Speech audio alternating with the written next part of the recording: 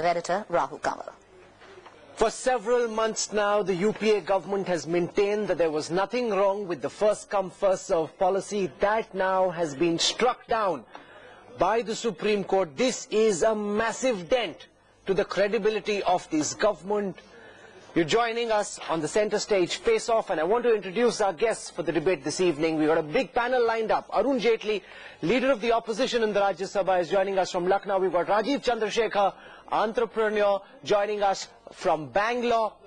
With me in the studio is Jaideep Ghosh, partner with KPMG, Sandeep Bamzai, the editor of Mail Today, Nirmala Sitharaman, spokesperson for the BJP, Paranjoy Gua Thakurta has been tracking the 2G scam very, very closely. With us also, Sanjay Jha, co-founder of HamaraCongress.com. I want to get in a first response from Arun Jaitley. Do you believe, Mr. Jaitley, that this verdict has demolished whatever remaining credibility and legitimacy this government had?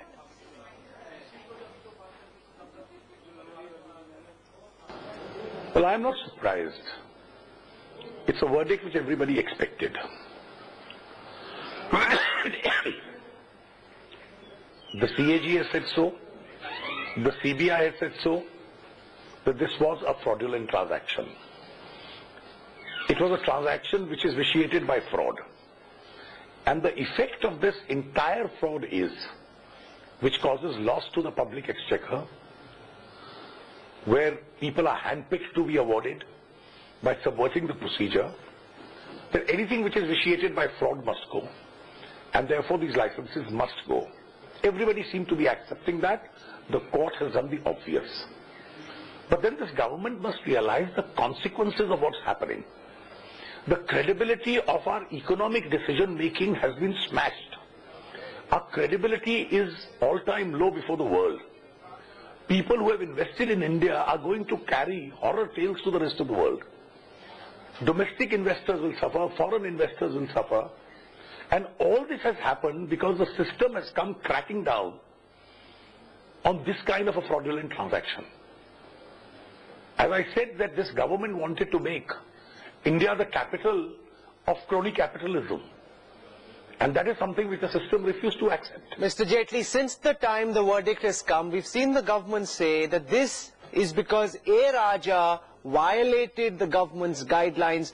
The entire cabinet, the finance minister, the prime minister cannot be blamed for it. It's one man's wrongdoing, and he's in prison at this time.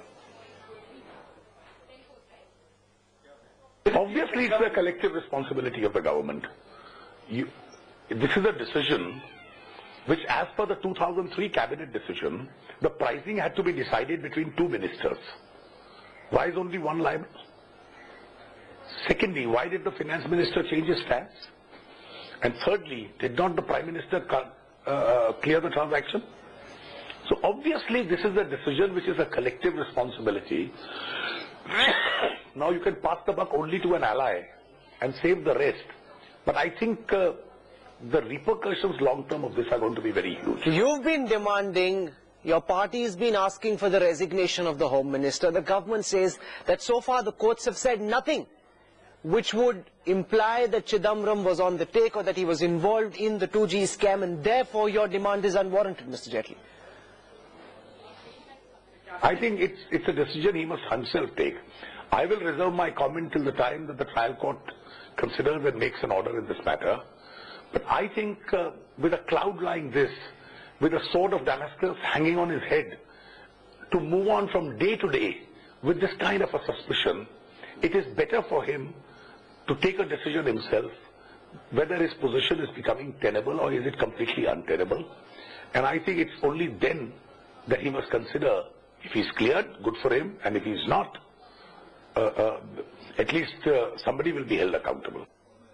No, but we've also seen a lot of reactions from corporates. They're saying that they followed government policy, and why are they being held accountable? They've invested thousands of crores of rupees, and now because there was a scam in government policy, their investments are going wasted. And therefore they think that this is really bad for India's image internationally. So the lesson is, good things must also happen the right way. You should not grow a fast-growing sector into a faster-growing sector by fraudulent decisions. You must grow it by economically and ethically correct decisions. I want to bring in our panelists now, and I want to start by asking Sandeep Bamzai whether the verdict today has demolished the case that the government was trying to present so far, that there's nothing wrong with the first come first serve policy. All those arguments now torn asunder by the Supreme Court's verdict. Two things. One, for obvious reasons, that now we know why the telecom ministry was known as an anytime machine, anytime money machine. We now know that it was an ATM machine for the DMK, and for 7 years, till Kapil Sibal became the telecom minister, only DMK ministers ran that portfolio. Number two, what does the verdict tell you? That a few days ago, there was a similar landmark decision in the Vodafone taxation case.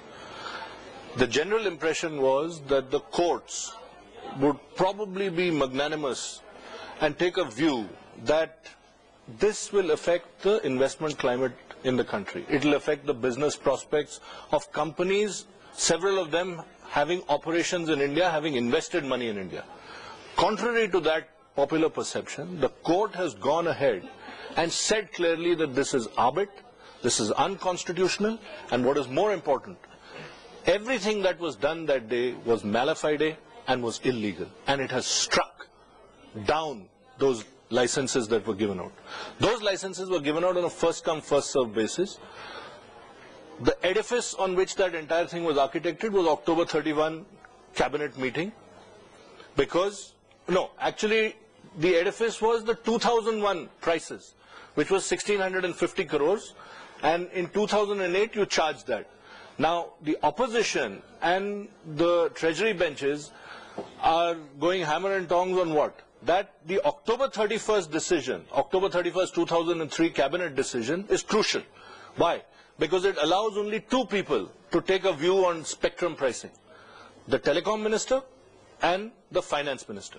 The finance minister knew at every twist and turn, and there is correspondence, there are letters, there is exchange of missives between top government functionaries, there are minutes of meetings that have taken place between Raja and Chidambaram, which show clearly that there is a life force which existed before 15 January, when he wrote that letter to the Prime Minister where he said that let's treat it as a closed chapter, and there is a life force which is after 15 January. Now what happened after 15 January? On Jan 30th he meets Raja. In the minutes of the meeting it is recorded clearly that whatever happened, we need to strengthen the legal framework, etc., etc. He says in his 15 January letter to the Prime Minister that we need to build a template for an auction process going forward. On Feb 11, his own ministry writes a detailed note to him saying that, okay, let's not do an auction because there is a problem. Let us look at pricing spectrum at 1300 crores per megahertz, which works out to an amount in excess of 6,500 crores. You choose to ignore that. On January 9, one day before the first come first serve allotment, again, Sindhu Shri Khullar writes a letter to him.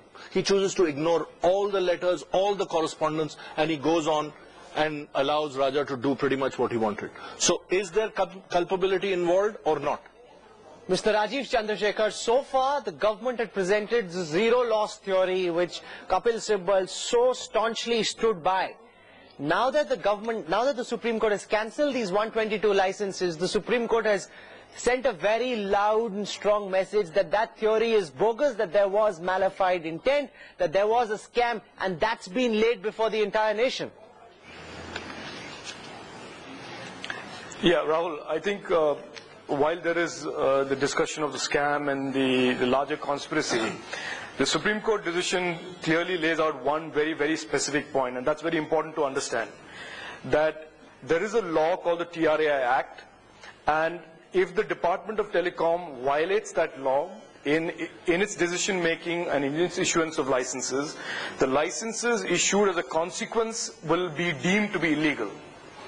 And that is the heart and soul of what has emerged today, that these licenses are illegal because the Department of Telecom has violated in almost 6 places the law. And therefore, while investors may talk about foreign investor sentiment and all of that, this spin will continue, it will emerge from Bombay and it will spread all over the country. But the fact is, an act that is illegal, if it translates into a license,